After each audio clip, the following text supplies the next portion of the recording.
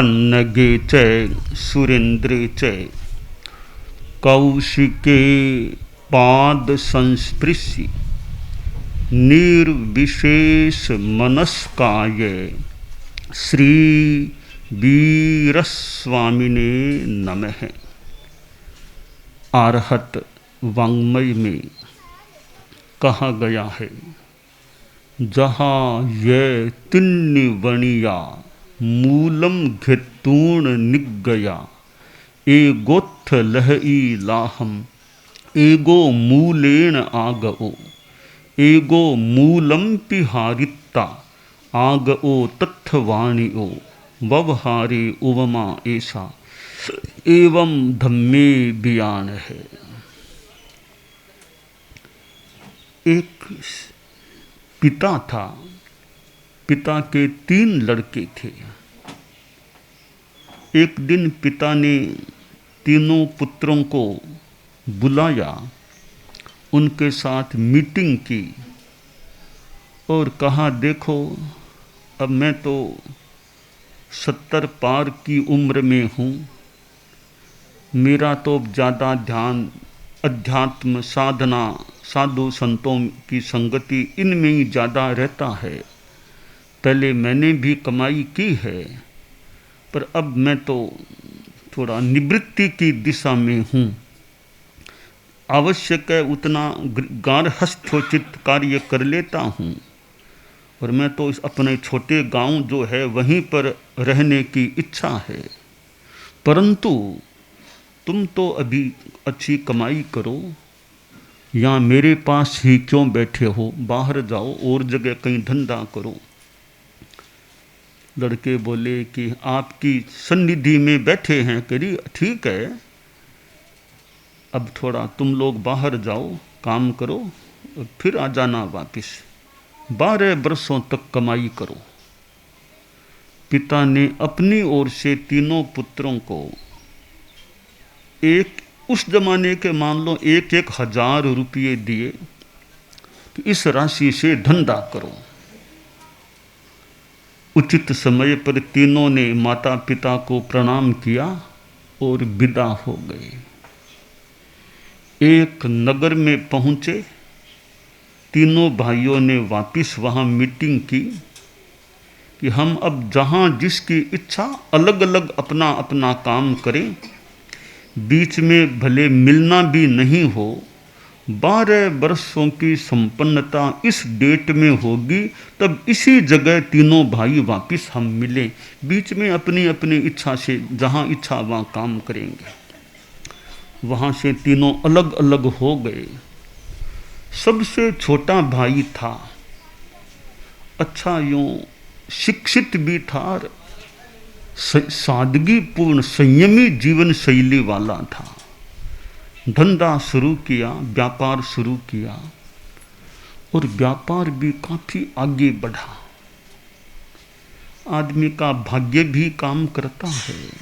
हमारे जीवन में भाग्य और पुरुषार्थ दोनों का अपना अपना महत्व है कि आदमी की पुण्याई पिछला कोई मानो पीछे का कोई तप साधना की हुई हो, पुण्य किया हुआ हो, तो वो हमें पिछले जन्मों की पुण्याई भी वर्तमान जीवन में भोगने में काम आ सकती है। तो वह बेटा सबसे छोटा बेटा यूँ पढ़ा लिखा भी था, पुरुषार्थी भी था और यूँ भाग्यवान भी था। तो धंधा खूब आगे बढ़ा, संयमी बहुत था, सादगी, पैसा कमाता, फालतू खर्चा नहीं करता, ऐसा नहीं पैसे को ऐसे ही उड़ा दिया उस चीज़ में, बस सादगी, संयमित जीवन शैली, थोड़ा खाने को चाहिए, थोड़ा कपड़ों और में, थोड़ा और कोई चीज़ में, पैसे को बचाता, सुरक्षित रखता, खर्चा कम करता, तो पैसा इकट्ठा होता गया और फिर बैंक में रख दे तो और ज़्यादा उसमें बढ़ोतरी हो सकती है। दूसरा भाई था बीच वाला, उसने भी धंधा शुरू किया, तो उसमें सादगी कम थी, खर्चा बहुत ज़्यादा करता, कमाई अच्छा करता, फिर खर्चा भी अच्छा कर देता साथ में। तो कमाई और खर्चा दोनों बराबर रहते। तो आखिर करते करते 12 बरस पूरे हुए, तब तक मूल 1000 रुपये जो मूल के थे वो रहे, बाकी सारी कमाई तो चली गई, खर्च हो गई। सबसे बड़ा भाई था, उसने व्यापार धंधा किया ही नहीं, ऐसे ही कोई छोटा लकड़ियाँ काटना करना, लकड़ियाँ बेचना, ऐसा सा काम किया। और थोड़ा व्यसनों में और में भी पड़ गया, तो जो 1000 रुपये पिता ने दिए वो भी चले गए, बचे नहीं। 12 बरसों बाद तीनों का मिलना हुआ और अपने गांव गए, पिता के पास पहुँचे और पिता ने खूब वात्सल्य के साथ तीनों को सिर पर उनके हाथ रखा, माँ को प्रणाम किया। जीवन में माता पिता का एक अपना स्थान होता है। माता पिता और गुरु, और एक जो व्यक्ति व्यापार धंधा में लगाए, काम में लगाए, वो सेठ हो कोई, तो ऐसे व्यक्तियों का जीवन में उपकार होता है। तो माता पिता, इनका उपकार हमारे जीवन में, और इधर गुरु, धर्म गुरु हों जो सन्मार्ग बताए, धर्म की शिक्षा दे, धर्म की प्रेरणा दे, धर्म की अनुशिष्टि दे, उन गुरुओं का एक उपकार। और संसार में जो व्यापार धंधे में लगाए, सेठ कोई काम धंधा में सहयोग करे, वो भी उपकारी, और भी उपकारी हो सकते हैं। तो वे तीनों पुत्र माता पिता के पास पहुँचे। पिता ने फिर तीनों की मीटिंग की शाम के समय, और कहा स्वास्थ्य कैसा रहा, ठीक रहा, थोड़ी सामान्य शिष्टाचार की सी बातें हो गई। फिर कहा तुम लोगों ने क्या कमाई की वो मुझे बताओ, मैंने तो कमाई के लिए ही भेजा था। तो सबसे बड़े बेटे से पूछा कि बताओ क्या किया, क्या कमाई की। बड़ा बेटा बोला पिताजी कमाई कुछ नहीं, गमाई की, मैंने तो गंवा दिया। 1000 रुपये आपने दिए वो भी गंवा दिए, धंधा धंधा कुछ नहीं किया, मैं तो बुरी कुछ संगति आदतों में पड़ गया, सब पैसा गया। ठीक है। बीच वाले बेटे से पूछा तुमने क्या किया।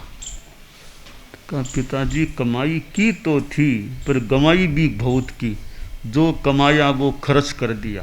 अब पीछे जो आपने 1000 रुपये दिए वो आप संभालो, ये सुरक्षित पड़े हैं, और कुछ नहीं है, सब चला गया। सबसे छोटे बेटे से पूछा तुमने क्या किया। कहा पिताजी ये मेरी डायरी है, पूरा हिसाब तो इसमें है, विस्तार से संक्षेप में आपको यह बताना चाहूँगा। 1000 आपने दिए, करोड़ से ज़्यादा लेकर आया हूँ।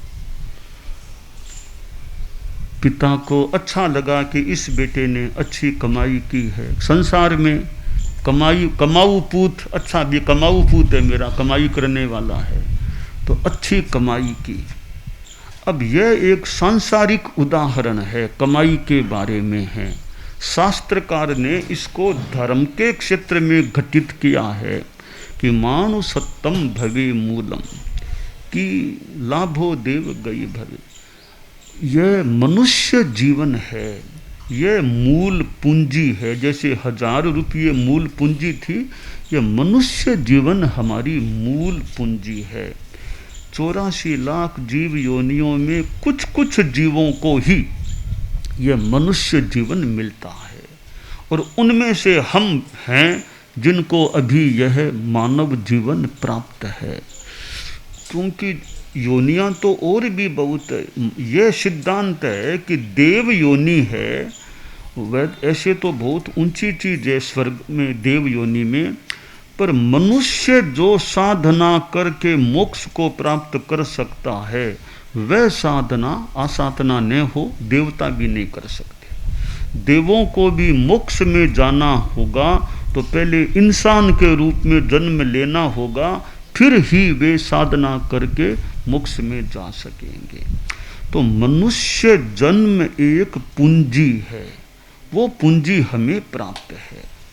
अब मनुष्यों में से कई ऐसे होते हैं जो इस पूंजी को गंवाने वाली कैसे? वे पापों में ज़्यादा लिप्त रहते हैं। धोखाधड़ी करना, हिंसा हत्या करना, व्यसनों में रहना, पैसा उड़ाना, किसी का मतलब भला तो दूर बुरा करने का ऐसे प्रयास करना, डकैतियाँ चोरियाँ, यानी ऐसे जो पापों में रहते हैं, वे लोग इस मनुष्य जीवन की पूंजी को गंवा करके नरक में और तिर्यंच गति पशु आदि की योनि में चले जाते हैं, जा सकते हैं।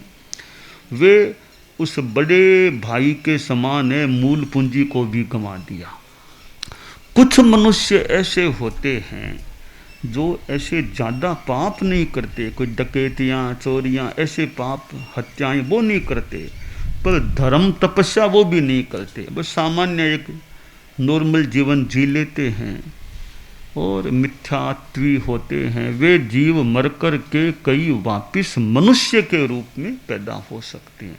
न उन्होंने कमाई की न गमाया, मूल पूंजी रह गई, यानी वापिस इंसान बन गए।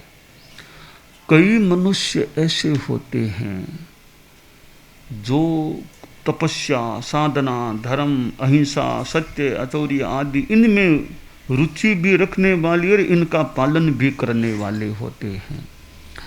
वे अपनी सरलता का जीवन है, साधु संतों में रुचि, झूठ कपट से बच के रहने का प्रयास, सादगी पूर्ण जीवन है। कई सन्यासी बन जाते हैं, कई गृहस्थ जीवन में ही साधनाशील रहते हैं।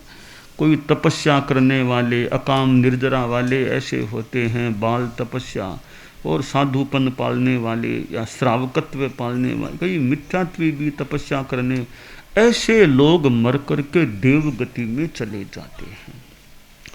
तो वे छोटे, सबसे छोटे भाई के समान हैं, जिसने कमाई भी की और कमाई को बचाया, सुरक्षित भी रखा।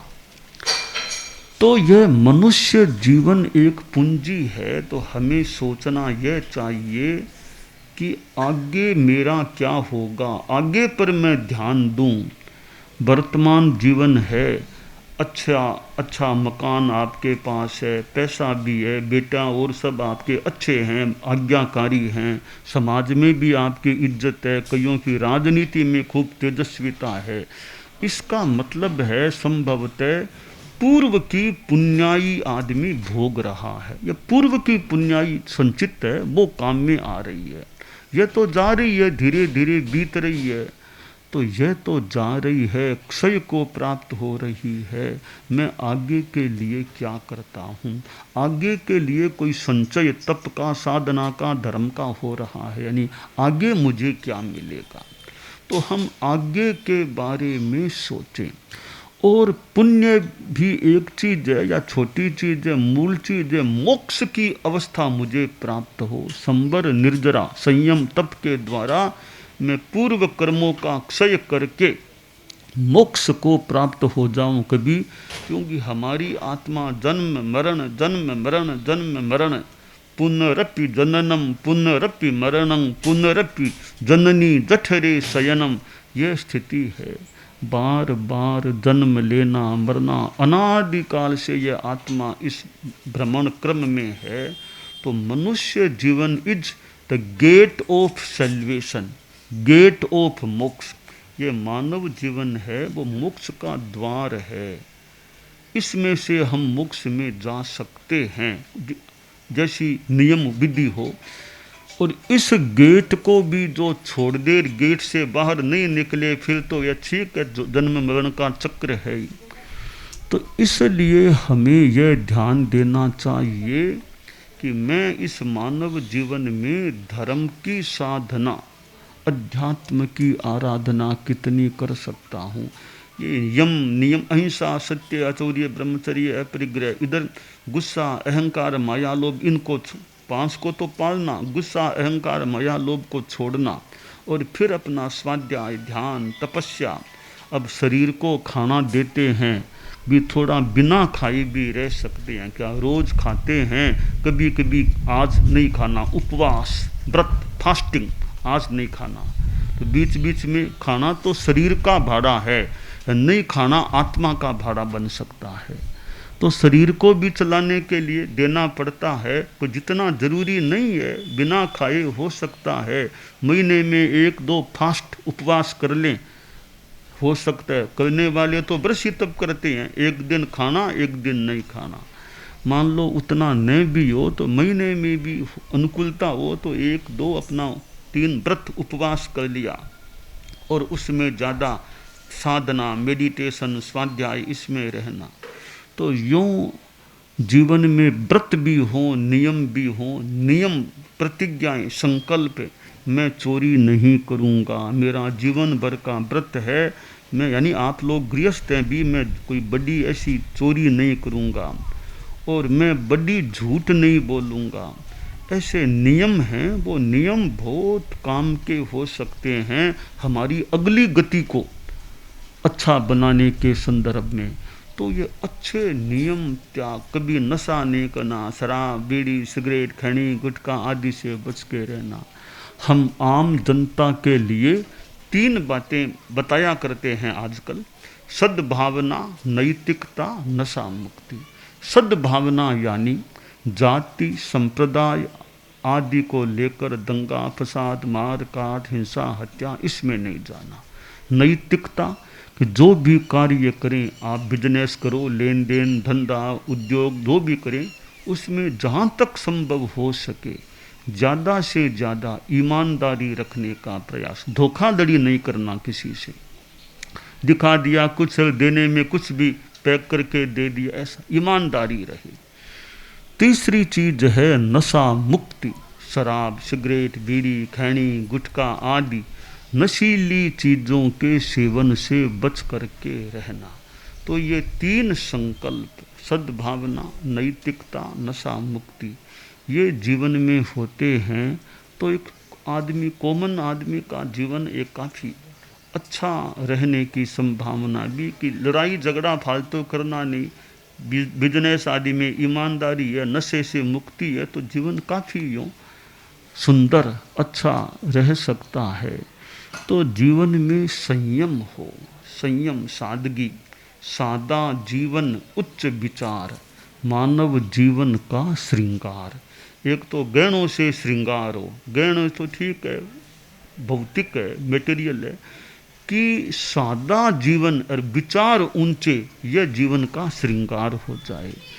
तो जीवन में जितनी सिंपलिसिटी, एकदम सादगी, विचारों में उन्नत विचार और ज्ञान आदमी में हो अच्छा, तो ज्ञान हमारी बड़ी संपत्ति है और चरित्र बड़ी संपत्ति है।